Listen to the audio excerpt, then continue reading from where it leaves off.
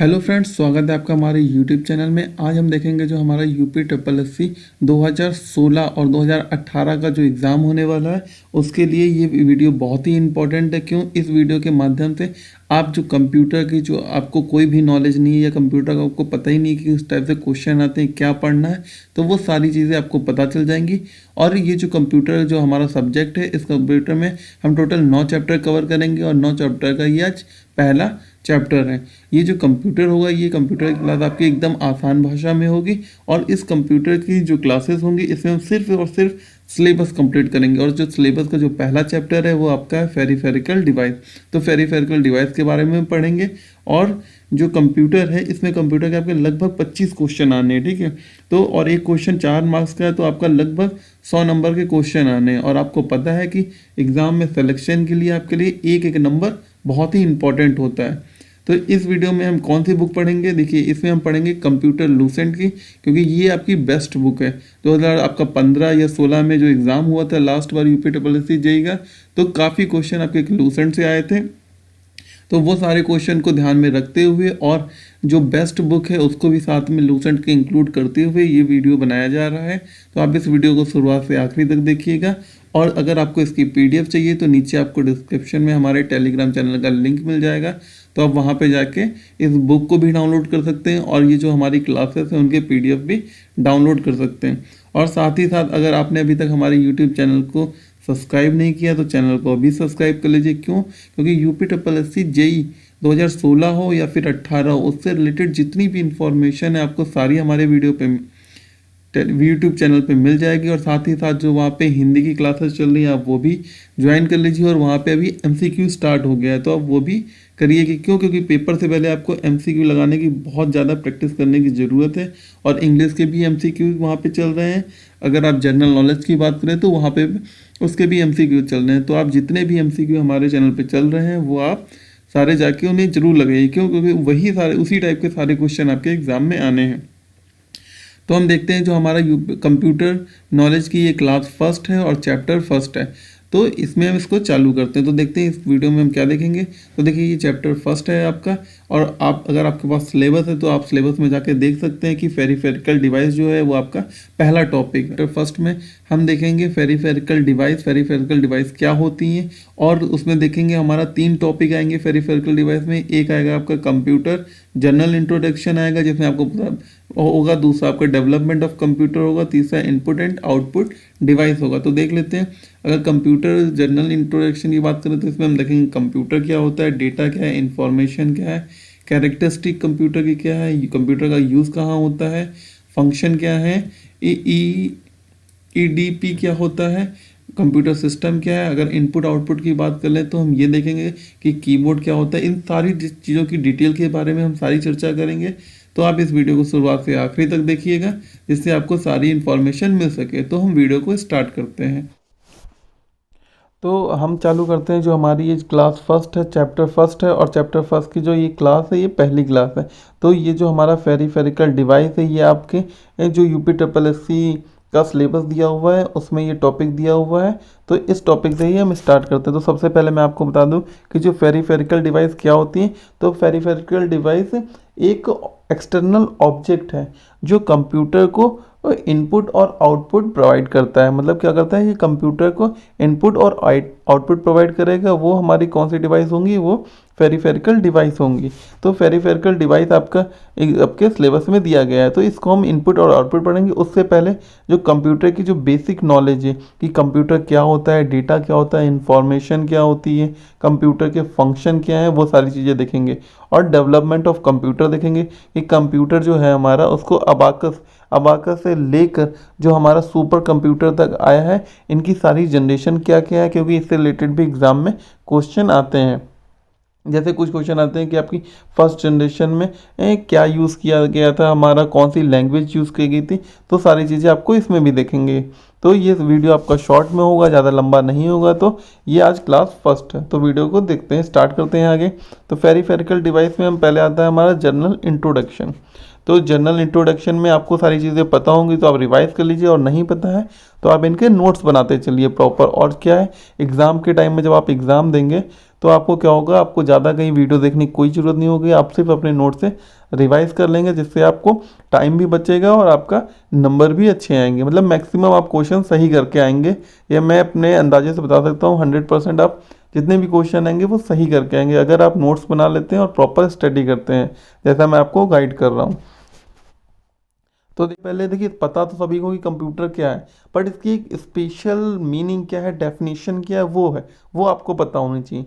तो मैं बता दूं क्या है। कंप्यूटर एक मैनमेड इलेक्ट्रॉनिक मशीन है जो डेटा को स्टोर करती है, रीड करती है और प्रोसेस करके हमें क्या करती है, मीनिंगफुल इन्फॉर्मेशन देती है। मतलब हम कंप्यूटर को एक डेटा देंगे तो वो डेटा को स्टोर करेगा, फिर उसको रीड करेगा, पढ़ेगा और फिर उसको प्रोसेस करके हमें एक मीनिंगफुल इन्फॉर्मेशन देता है। तो उसे ही हम कंप्यूटर कहते हैं, ठीक है। तो डेटा क्या होता है, डेटा एक अनऑर्गेनाइज्ड वस्तु है, चीज़ है, ठीक है, उसे हम डेटा कहते हैं। और इन्फॉर्मेशन क्या है, यह एक अनऑर्गेनाइज्ड डेटा, जो हमारा अनऑर्गेनाइज्ड डेटा है उसको प्रोसेस करने के बाद जो प्राप्त रिजल्ट होता है वो ऑर्गेनाइज्ड होता है, और ऑर्गेनाइज्ड चीज़ को ही हम इंफॉर्मेशन कहते हैं। इसको एग्जांपल के माध्यम से समझते हैं कि देखिए एग्जांपल क्या होता है। एग्जांपल जैसे मैंने बोल दिया आपको, 2 हो गया, 5 हो गया, 3 हो गया, ये क्या है, ये हमने एक डेटा दे दिया कंप्यूटर को, और डेटा को इसने क्या किया है, स्टोर कर लिया सबसे पहले उसने, कंप्यूटर ने। फिर इसको क्या किया उसने, सबसे पहले किया हमने इसको ये डेटा दिया, तो उसने क्या किया, स्टोर कर लिया, फिर इसको रीड किया, रीड करके इसको प्रोसेस किया, और प्रोसेस करने के बाद इसने हमको क्या कर दिया, 10 दे दिया, लिख के दे दिया, ठीक है। तो ये जो 10 क्या है, ये हमारा, यही हमारा इंफॉर्मेशन है जो हमें दी है, और ये मीनिंगफुल है, क्योंकि देखिए 2+5, 2+3 ये क्या है, ये मीनिंगफुल नहीं है, तो इससे मीनिंगफुल 10 दिया है, यही हमारा मीनिंगफुल इन्फॉर्मेशन है, और इसी को हम इंफॉर्मेशन कहते हैं, ठीक है।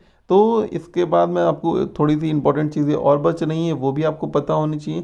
जैसे डेटा की बात कर लें, तो डेटा हमारे कैसे, 2 प्रकार के डेटा होते हैं। एक आपका होता है न्यूमेरिक डेटा, ठीक है। ये जितनी भी चीज़ें मैं बता रहा हूँ आप इनको अपनी कॉपी में नोट करते चलिए, क्योंकि एग्ज़ाम के टाइम में क्या है, आप अपने नोट्स को रिवाइज करिएगा। क्यों, क्योंकि उस टाइम ये जो वीडियो है बहुत ही लेंदी हो जाएंगे, तो आपको रिवाइज करने के लिए टाइम नहीं मिलेगा, तो आप अपने नोट्स रिवाइज करिएगा। तो होता है आपका न्यूमेरिक डेटा, और दूसरा होता है आपका अल्फ़ाबेटिक न्यूमेरिक डेटा, ठीक है। अल्फ़ाबेटिक न्यूमेरिक डेटा, और एक होता है हमारा अल्फ़ाबेटिक डेटा, ठीक है। तो न्यूमेरिक डेटा जो 0 से लेकर 9 तक वर्ड आपके नंबर होते हैं, वो आपका न्यूमेरिक डेटा होता है। अल्फ़ाबेटिक डेटा कौन सा होता है, जैसे A to Z, जो हमारे 26 अल्फ़ाबेट होते हैं, 26, ये आपके क्या है, ये आपका अल्फ़ाबेटिक डेटा है। और अल्फ़ा न्यूमेरिक डेटा क्या हो जाता है, जिसमें आपके नंबर भी हो और अल्फ़ाबेट भी हो, मतलब 0 से 9 तक कोई भी नंबर हो और A to Z तक कोई भी वर्ड हो, तो वो आपका क्या हो जाता है, अल्फ़ा न्यूमेरिक डेटा हो जाता है। तो ये तीन चीज़ें आपको याद रखनी है डेटा के बारे में, और ये सबसे आप नोट बनाते जरूर चलिएगा, जिससे आप सारी चीज़ें जान सकें, ठीक है। और आपको रिवाइज के समय आपके जो नोट्स हैं यही आपके लिए बहुत ही यूज़फुल होंगे। तो अब देखते हैं उसके बाद जो हमारा इंपॉर्टेंट होता है, कैरेक्टरिस्टिक ऑफ कंप्यूटर। जो कंप्यूटर है, कंप्यूटर की विशेषताएं क्या हैं, तो मैं बता दूं, जो कंप्यूटर होता है वो हाई स्पीड में काम करेगा, ठीक है।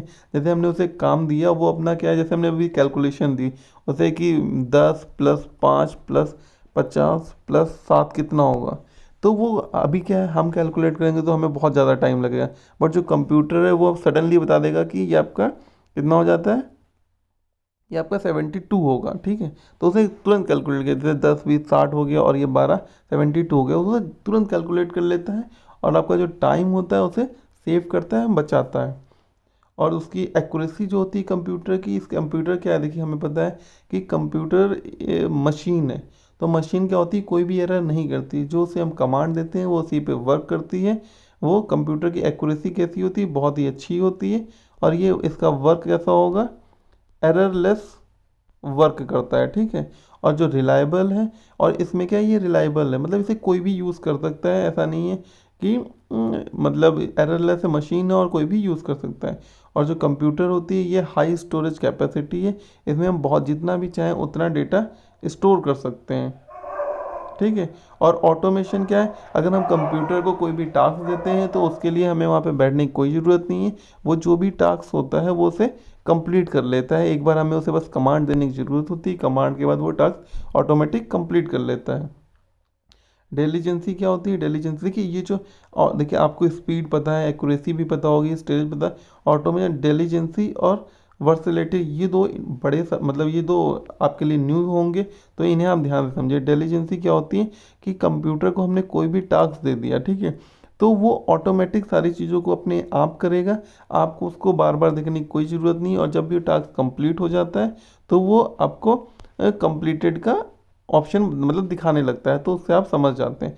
वर्सैलिटी क्या होता है, इसे कोई भी यूज़ कर सकता है, कोई बच्चा भी यूज़ करता है, कोई बड़ा भी यूज़ कर सकता है, कोई ओल्ड भी यूज़ करता है, तो कोई भी ओल्ड यूज़ कर सकता है।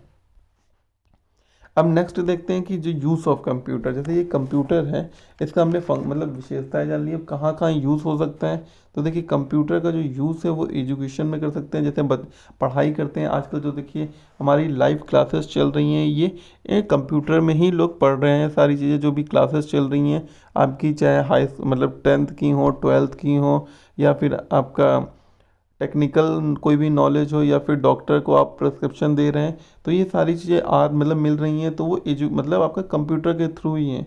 और जो रेलवे और एयरपोर्ट में हम रिजर्वेशन करवाते हैं वो भी हम क्या करते हैं, कंप्यूटर के माध्यम से ही करते हैं। और या फिर कोई भी साइंटिफिक रिसर्च हो रही है तो वो भी सिर्फ कंप्यूटर के थ्रू ही होती है। तो ये सारी चीज़ें आप लिख लीजिएगा। अब कंप्यूटर के फंक्शन जानते हैं कि क्या होते हैं, ठीक है। कंप्यूटर के फंक्शंस की बात करें तो डेटा, कंप्यूटर क्या करता है, कंप्यूटर डेटा को कलेक्ट करता है, उसको अपने पास स्टोर करेगा और प्रोसेस करके फिर हमें आउटपुट दे देता है। ये क्या है, ये हमारा कंप्यूटर के फंक्शन है। जैसे पहले की बात कर लेते थे, जब हमारे कंप्यूटर नहीं होता था तो क्या करते थे, हम सारे काम कैसे मैनुअली करते थे, ठीक है। तो सारे काम हम कैसे करेंगे, मैनुअली करते थे। जैसे हमें किसी भी विलेज का, कोई भी विलेज है वहाँ पे हमें क्या है, वहाँ की क्या बोलते हैं, पॉपुलेशन की, ये हमें पॉपुलेशन निकालना है। तो हम सबसे पहले क्या जाएंगे, हम विलेज में जाएंगे, जितने भी लोग होंगे वहाँ पे जाके उनसे मिलेंगे और सबका डेटा कलेक्ट कर लेंगे। कि कॉप हम नोटबुक लेके जाएंगे, उसमें देखेंगे कि हाँ 10 लोग हैं, तो 10 लोगों का नाम लिखेंगे, दूसरे परिवार में जाएंगे वहाँ के 10 लोग लिखेंगे। तो ऐसे हम सारी डेटा कलेक्ट करते थे, फिर अपना उनको अपने रजिस्टर में हमने स्टोर कर लिया। फिर ऑफिस में आके उनको क्या करते थे, प्रोसेस करते थे। हाँ टोटल मतलब 20 परिवार हैं और 20 परिवार में 10 लोग हैं, तो इस हिसाब से 200 लोग हो गए। और 200 लोग हो के बाद जो हमारा 200 निकल के आता है, ये हमारा क्या है, आउटपुट है। तो इस तरीके से पहले जब मैनुअल करते थे, जब कंप्यूटर नहीं था, और कंप्यूटर आने के बाद क्या हो गया है, जैसे इस समय जैसे आधार कार्ड हो गया, ठीक है, आधार कार्ड से सारे लोगों का एक नंबर आ गया है, जिससे आप कंप्यूटर में बैठ के ही इंटरनेट के माध्यम से कहीं भी कोई भी चीज़ें देखी जा सकती हैं, और वो सारी चीज़ें ऑटोमेटिक देखी जा सकती हैं। जैसे आप एक विलेज है, जैसे आप मान लीजिए आप दिल्ली में बैठे हुए हैं और आपको मुंबई का देखना है कि वहाँ की पॉपुलेशन कितनी है। तो पहले के टाइम में क्या होता था, आपको वहाँ जाना पड़ेगा, वहाँ से लोगों को पूछना पड़ेगा, तब जाके आपको डेटा मिलेगा। अब आज के टाइम पे आप कंप्यूटर के, जो हमारा कंप्यूटर होता है उसके माध्यम से आप डेटा वहाँ पे बैठे बैठे सारा देख सकते हैं। आप यहाँ पे जो मुंबई में आपका कोई भी वर्कर होगा, आप उससे बोलेंगे तो आपको डेटा भेज देगा, तो आप कंप्यूटर के माध्यम से उसे ईजिली देख सकते हैं। तो यही इसका फंक्शन है। और एक वेरी इंपॉर्टेंट है, ये अक्सर एग्ज़ाम में पूछा जाता है कि इलेक्ट्रॉनिक डेटा प्रोसेसिंग। एक तो सबसे पहले आपको इसका फुल फॉर्म पता होना चाहिए कि ईडीपी क्या होता है। ईडीपी क्या होता है, इलेक्ट्रॉनिक, डी से डेटा, पी से प्रोसेसिंग। कई बार एग्जाम में पूछा गया है कि ईडीपी का फुल फॉर्म क्या होता है, तो आपको पता होना चाहिए, होता है इलेक्ट्रॉनिक डेटा प्रोसेसिंग, ठीक है। और ये होता क्या है, ये मैं बता दूं कि ये क्या करता है, कंप्यूटर के माध्यम से क्या होता है, डेटा का कलेक्शन करता है, स्टोरेज करता है, प्रोसेस करता है और आउटपुट देना इलेक्ट्रॉनिक डेटा प्रोसेसिंग कहलाता है। मतलब जो अभी मैंने आपको बताया जो उसका फंक्शन है वही ईडीपी है, क्योंकि ये इलेक्ट्रॉनिक के थ्रू हम डेटा को प्रोसेस कर रहे हैं, तो इसे इलेक्ट्रॉनिक डेटा प्रोसेसिंग कहते हैं। और इसका फुल फॉर्म जो है ये आपको याद रखना है, ये आपके लिए वेरी इंपॉर्टेंट है। क्या है ये आपके लिए, ये आपके लिए इंपॉर्टेंट है, आप अपने नोट्स में लिख लीजिए। आइए अब आगे देखते हैं। आगे जो ये है आपके लिए ये वेरी इंपॉर्टेंट है, इससे रिलेटेड भी कई क्वेश्चन एग्जाम में पूछे गए हैं। सबसे पहले तो देखिए कंप्यूटर सिस्टम। कंप्यूटर सिस्टम क्या होता है? देखिए इनपुट इनपुट सीपीयू और आउटपुट को मिला के जो सिस्टम बनाया जाता है वही हमारा कंप्यूटर सिस्टम कहलाता है। ठीक है, तो ये आप नोट कर लीजिए। इसके बाद आपको एक लिखना है, सबसे पहले आपको एक फुल फॉर्म क्या होता है, सेंट्रल प्रोसेसिंग यूनिट। कई बार एग्जाम में पूछा गया कि सीपीयू का फुल फॉर्म बताइए, तो ये क्वेश्चन आपका कई बार पूछा गया है, तो आपको पता होना चाहिए सीपीयू का फुल फॉर्म है, सी से आपका होता है सेंट्रल, पी से होता है प्रोसेसिंग और यू से होता है यूनिट। तो सेंट्रल प्रोसेसिंग यूनिट इसका फुल फॉर्म है। और एक और फुल फॉर्म पूछा जाता है, वो है आपका ALU का। ये फुल फॉर्म क्या है? ये बोलते हैं इसको अर्थमेटिक लॉजिक यूनिट। क्या बोलते हैं? अर्थमेटिक लॉजिक यूनिट है। ये भी दोनों, इसमें देखिए दो चीज़ पूछी जाती हैं, एक सीपीयू का फुल फॉर्म, दूसरा अर्थमेटिक लॉजिक यूनिट का फुल फॉर्म, और एक तीसरा भी मैंने आपको बताया है EDP का, इलेक्ट्रॉनिक डेटा प्रोसेसिंग। ये तीन के फुल फॉर्म आपके अधिकतर पेपर में पूछे गए हैं UPSSSC के, तो आप इन्हें ज़रूर देख लीजिएगा। तो आपको मैं थोड़ी सी डिटेल में इन सारी चीज़ों को बता दूं, जिससे क्या है आप एग्ज़ाम में थोड़ी सी चीज़ें कर पाएँ और जो क्वेश्चन पूछे जाते हैं वो भी आप सॉल्व कर पाएँ। तो देखिए हम इसको देख लेते हैं कि इनपुट क्या होता है। सबसे पहले मैं आपको इनपुट बता दूं, जो भी चीज़ें हम कंप्यूटर को कीबोर्ड के थ्रू, माउस के थ्रू, किसी भी चीज़ के थ्रू हम कंप्यूटर को देते हैं, तो वो हमारा कहाँ जाता है? वो सीपीयू में जाता है। वो कहाँ जाता है? सीपीयू में जाता है। और सीपीयू क्या करता है? उसको देखता है कि वो क्या करता है, वो सबसे पहले अपनी मेन मेमोरी, जो उसकी मेमोरी है वहाँ पे उसको क्या कर लेगा? स्टोर करेगा। ठीक है, और फिर उसको क्या करेगा? फिर उसको यूनिट कंट्रोल के थ्रू उसको रीड करेगा और फिर उसको प्रोसेस करने के लिए ALU के पास भेज देगा। और जब ये सारी चीज़ें क्या होती है, प्रोसेस कंप्लीट हो जाती हैं, तो क्या होगा? आपको आउटपुट मिलके बाहर आ जाता है। तो ये इसका कंप्यूटर सिस्टम का एक बेसिक प्रोसेस है जो मैंने आपको बता दिया। अब इसके बारे में डिटेल से जानते हैं थोड़ी सी, जो आपके एग्ज़ाम में पूछी जाती हैं। तो पहला है आपका अर्थमेटिक लॉजिक यूनिट, इसको ALU भी बोला जाता है। तो ALU क्या करता है? ये इसका यूज़ किस लिए करते हैं? इसका यूज़ हम मैथमेटिकल कैलकुलेशन के लिए करते हैं। उसमें हमको जोड़ने के लिए, घटाने के लिए, गुणा करने के लिए और भाग करने के लिए हम ALU का यूज़ करते हैं। और ये क्या करता है? आपका कंपैरिजन भी करता है कि कोई वैल्यू इससे बड़ी है, छोटी है या फिर बराबर है। तो अर्थमेटिक लॉजिक ये सारे काम करता है। और कंट्रोल यूनिट की बात कर लें तो यह कंप्यूटर के सारे वर्क्स को कंट्रोल करता है। जो कंप्यूटर होता है, देखो कंट्रोल यूनिट क्या करता है, ये जो आपके कंप्यूटर के वर्क्स होते हैं, ठीक है, जो कंप्यूटर के वर्क्स होते हैं, इनको क्या करेगा? ये कंट्रोल करेगा। क्या करता है? कंट्रोल करता है। तो आपको ये पता होना चाहिए। और मेमोरी की बात कर लेते हैं, तो मेमोरी की बात कर लें तो मेमोरी क्या होता है? ये जो डेटा होता है, डेटा को, और डेटा जो होता है, डेटा को स्टोर कर लेता है अपने अंदर और उसको यूज़ करने के काम आता है। अगर मेमोरी की बात करें तो ये दो प्रकार की होती हैं, एक आपकी होती है प्राइमरी मेमोरी और दूसरी आपकी सेकेंडरी मेमोरी होती है। ठीक है, तो ये आप नोट कर लीजिएगा सारी चीज़ें, जिससे आपको अच्छे से पता चल सके और आपको रिवीजन टाइम में आपको ढूंढने की कहीं भी ज़रूरत ना पड़े। और देखिए जो इनपुट डिवाइस की बात कर लें तो इनपुट डिवाइस को क्या होता है? डेटा को प्रोसेस करने के बाद जो यूनिट हमें रिजल्ट देता है, तो वह यह शो करता है। शो कैसे करेगा? आपका जो मॉनिटर होता है, ठीक है, मॉनिटर के थ्रू शो करेगा, या फिर आपका जो प्रिंटर होता है तो आपको प्रिंट के थ्रू निकाल के शो करेगा। तो ये हमारा आउटपुट हो जाता है। ठीक है, और एक दो चीज़ें और हैं जो आपका CPU से रिलेटेड है, वो भी आपको जान लेनी है। देखिए नोट्स आप प्रॉपर बना रहे हैं तो मैं आपको 100% बोल सकता हूँ कि आपका जो कंप्यूटर का है उसमें आपके बहुत ही अच्छे नंबर आएंगे। तो जो देखो CPU होता है, CPU क्या है आपका? CPU जो होता है, इसको हमने बता दिया कि इसका फुल फॉर्म है सेंट्रल प्रोसेसिंग यूनिट है। और CPU को कंप्यूटर का, सॉरी, CPU को क्या बोलते हैं हम? CPU को कंप्यूटर का ब्रेन बोला जाता है। क्या बोला जाता है? कंप्यूटर का ब्रेन बोला जाता है। क्वेश्चन पूछा गया है कि कंप्यूटर का ब्रेन किसे बोलते हैं, तो कंप्यूटर का ब्रेन CPU को बोलते हैं। और CPU क्या है? CPU को प्रोसेसर भी कहा जाता है। जो CPU है इसे हम प्रोसेसर भी कहते हैं। क्यों? क्योंकि ये जो हमारे प्रोसेसिंग का काम करता है, इसलिए इसे हम प्रोसेसर भी कहते हैं। तो ये चीज़ें इंपॉर्टेंट है, तो ये आप सारी नोट करते चलिएगा। इसके साथ ही जो हमारा ये वाला टॉपिक है ये यहीं पे ख़त्म हो जाता है। अब इसके बाद हम दूसरा टॉपिक देखते हैं, इसके बाद जो आपका एक और टॉपिक है डेवलपमेंट ऑफ कंप्यूटर, ये आपको दूसरे हमारे लेक्चर में मिल जाएगा। उसके बाद जो हमारा तीसरा टॉपिक है, ये मैं आपको बता दूं, इसमें हम इनपुट एंड आउटपुट डिवाइस के बारे में पढ़ेंगे। कुछ चीज़ें मैं आपको फ़ोटो के माध्यम से दिखाऊंगा जिससे आप ये समझ पाएंगे कि ये क्या डिफरेंस है लोग मतलब चीज़ों में और क्या क्या चीज़ें हैं। ठीक है, तो देखते हैं कि हमारा, देखिए सबसे पहले आपको पता होना चाहिए कि इनपुट डिवाइस क्या है। तो जिन डिवाइस के द्वारा डेटा इनपुट किया जाता है कंप्यूटर में, उन्हें इनपुट डिवाइस कहेंगे। मतलब जिन चीज़ों के थ्रू हम कंप्यूटर में डेटा देते हैं तो उसे ही हम इनपुट डिवाइस बोलेंगे, और जिन चीज़ों के थ्रू हम कंप्यूटर से डेटा लेते हैं या फिर देखते हैं उसे हम आउटपुट डिवाइस बोलेंगे। तो इनपुट मतलब हमारी कौन कौन सी डिवाइसेस हैं इनपुट डिवाइसेस, तो ये देख लीजिए। ये इनमें से क्या है, कई एग्ज़ाम में पूछी गई हैं। जैसे मैं आपको बता दूं, आपकी लास्ट एग्ज़ाम में पूछी गई BCR का फुल फॉर्म, OCR का फुल फॉर्म, MIR का फुल फॉर्म, OMR का फुल फॉर्म।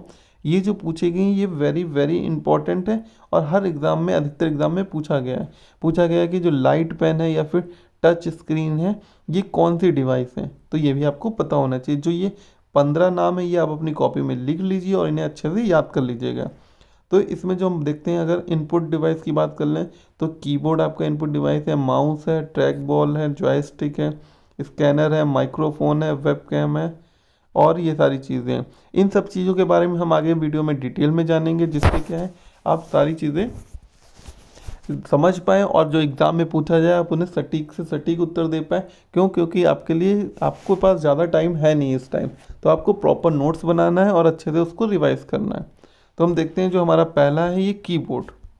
देखिए कीबोर्ड की मैंने आपको इमेज दिखा दी है, जिससे आपकी ये जो इमेज है आपके माइंड में बैठ जाए, जिससे आप अच्छे से इसकी तैयारी कर सकें। ठीक है, तो देखिए ये कीबोर्ड है। कीबोर्ड में टोटल कितनी है, कीबोर्ड में जो बटन होती हैं वो 104 होती हैं। कितनी होती हैं? 104 कीज होती हैं। ये आप याद रखनी है। कई कंप्यूटर में आपको 105 106 भी मिल जाती हैं, तो आपको 104 है जो नॉर्मल है वो याद रखनी है। ठीक है, इसके बाद मैं बता दूं इसमें क्या होती है। सबसे पहले ये देखिए, ये जो पहले अंडरलाइन कर दिया मैंने, ये आपकी अल्फ़ाबेट कीज हैं। ये क्या है, इन्हें हम बोलते हैं अल्फ़ाबेट कीज। तो इसमें देखिए आपको अल्फ़ाबेट दिख रहा है, तो ये अल्फ़ाबेट की हो गई। ठीक है, तो और ये कितनी होती हैं? ये 26 होती हैं, ये अल्फ़ाबेट की हो गई। उसके बाद आपकी देखिए नुमेरिक की होती हैं। ये आपकी यहाँ पे देखिए ये कितनी हो गई, ये आपकी नुमेरिक की हो गई। ये आपकी कौन सी की हो गई? ये आपकी नुमेरिक की हो गई। ये आपकी 0 से 9 होती हैं। ठीक है, इसके बाद ये देखिए ऊपर जो आपकी हो गई ये फंक्शन की हो गई। ये कौन सी की हो गई? ये आपकी फंक्शन की हो गई। ठीक है, ये आपको सारी चीज़ें याद रखनी है। फंक्शन के बाद आपकी हो गई ये चीज़ें हो गई।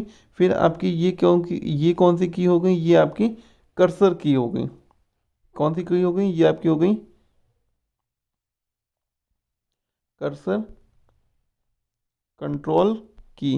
ये आपकी क्या हो गई? कर्सर कंट्रोल की हो गई। ठीक है, ये 4 हो गई हैं। और उसके बाद देख लेते हैं, इसके बाद देखिए यहाँ पे आपकी बटनें दी हुई हैं। इसके बाद देखिए यहाँ पे आपका ये शिफ्ट की 2 बटनें हो गई, एक ये हो गई शिफ्ट की आपकी और एक ये शिफ्ट की हो गई। इन सभी के बारे में आपको फंक्शन भी बताऊंगा जिनसे आप इनको अच्छे से समझ पाएँ। फिर ये कंट्रोल की 2 की हो गई, अल्ट की 2 की हो गई, और ये आपका जो हो गया। इसके बाद जो चीज़ें होती हैं और भी मैं बता दूं आपको, इसमें स्पेशल पर्पस की बहुत सारी हैं। कौन कौन सी हैं? जैसे ये कैप की हो गई, ये कौन सी हो गई? कैप की हो गई। जब क्या होता है हमें अल्फ़ाबेट में स्मॉल में लिखना होता है तो कैप ऑफ रहता है, और जब से दबा देते हैं तो कैप ऑन हो जाता है। इसके बाद शिफ्ट की हो जाती है। शिफ्ट की जो होती है ये देखिए, ये जो मैंने आपको बताई, ये जो शिफ्ट की होती है इसे हम कॉम्बिनेशन टी भी कहते हैं। क्या कहते हैं? कॉम्बिनेशन टी भी कहते हैं। ठीक है, इसके बाद हमारी ये स्पेस की हो गई। जब हमें लेफ़्ट देखिए, जब हमने स्पेस की पे क्लिक करते हैं, बार बार दबाते हैं, तो जो हमारे लेफ़्ट साइड में लिखा होता है वो सारा माइनस होता जाता है, मतलब सारी चीज़ें गायब होती जाती हैं। तो ये इंपॉर्टेंट है, कीज़ हैं। इन सब के बारे में मैं आपको ये बता दूंगा। जो फंक्शन की होती है, तो F1 जब हम प्रेस करते हैं तो क्या होता है, F2 में क्या होता है, F3 में क्या होता है। कई बार लास्ट एग्जाम में पूछा गया था कि F10 दबाने के बाद आपको क्या शो करता है, रिफ्रेश होगा, प्रिंट होगा, या फिर कौन सा सैम्बल आएगा। तो उस टाइप के क्वेश्चन पूछे गए हैं।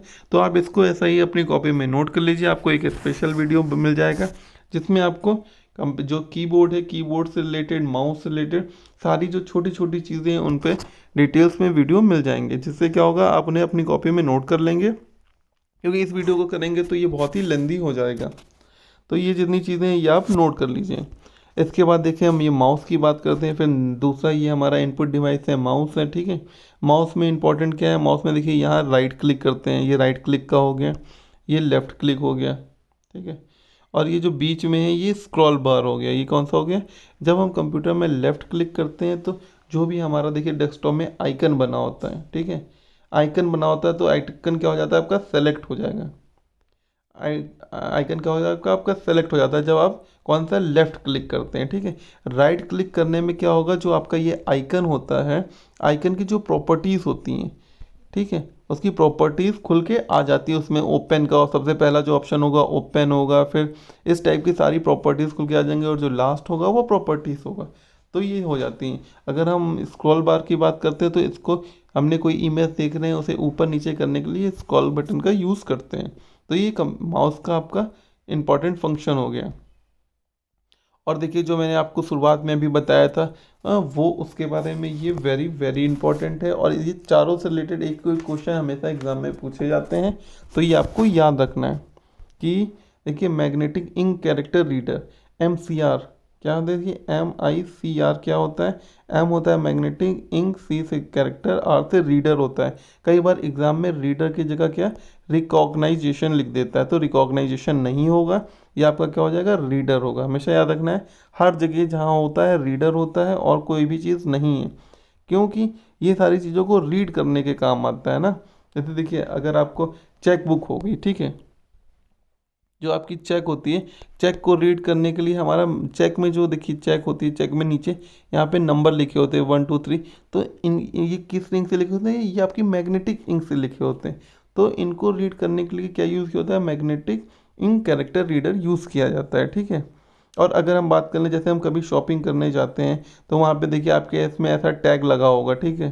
तो वो शॉपिंग करने जाते हैं या फिर हम आप किसी सुपर मार्केट में जाते हैं तो वहाँ पे जो भी हमारा फूड है सारी चीज़ें हैं उस पर ऐसा टैग लाइन बना होता है। तो उसको रीड करने के लिए बार कोड रीडर इंस्ट्रूमेंट आता है जो इस तरह से दिखता है, ठीक है, वो यूज़ करते हैं उसको रीड करने के लिए। तो इसका फुल फॉर्म क्या है, BCR का, बार कोड रीडर।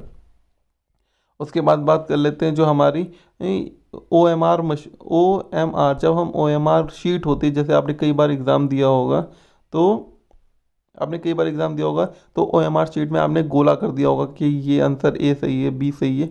तो उसको जो मशीन पढ़ती है उस मशीन को ऑप्टिकल मार्क रीडर कहते हैं, OMR ऑप्टिकल मार्क रीडर। इनको आप फुल फॉर्म जरूर याद कर लीजिएगा, क्योंकि आपके एग्ज़ाम में ज़रूर पूछे जाने हैं। और उसके बाद आ जाएगा ऑप्टिकल कैरेक्टर रीडर, इसको OCR बोलते हैं। और ये क्या होता है, ये भी आपका इसी तरीके की जो हमारी नंबर्स लिखे होते हैं उनको पढ़ने के काम आती है। तो ये जो आपको मैंने बता दिए हैं इनके फुल फॉर्म आपको ज़रूर पढ़ने हैं, जो इनके फुल फॉर्म है वो आपको याद रख लेने हैं।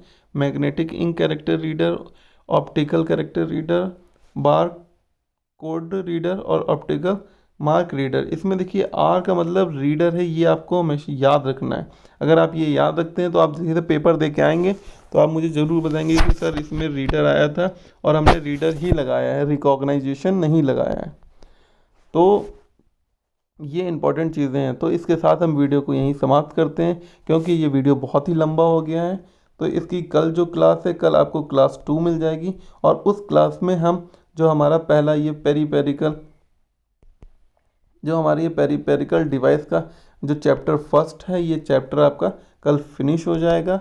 तो कल आप इस वीडियो लेक्चर को ज़रूर आगे कंटिन्यू करिएगा, जिससे आपको जितने भी इंपॉर्टेंट क्वेश्चन आते हैं UPSSC JEE में वो सारे आप क्वेश्चन कर पाएँ। और आपको ये वीडियो कैसा लगा आप हमें लाइक करके बताइए, और नीचे कमेंट करके बताइए कि आपको ये वीडियो अच्छा लगा है, ख़राब लगा है। अगर और आपने अभी तक हमारे चैनल को सब्सक्राइब नहीं किया है तो चैनल को अभी सब्सक्राइब करिए, जिससे आपको नेक्स्ट वीडियो जो है उसकी आपको लेटेस्ट इन्फॉर्मेशन मिल जाए। Thank you for watching this video.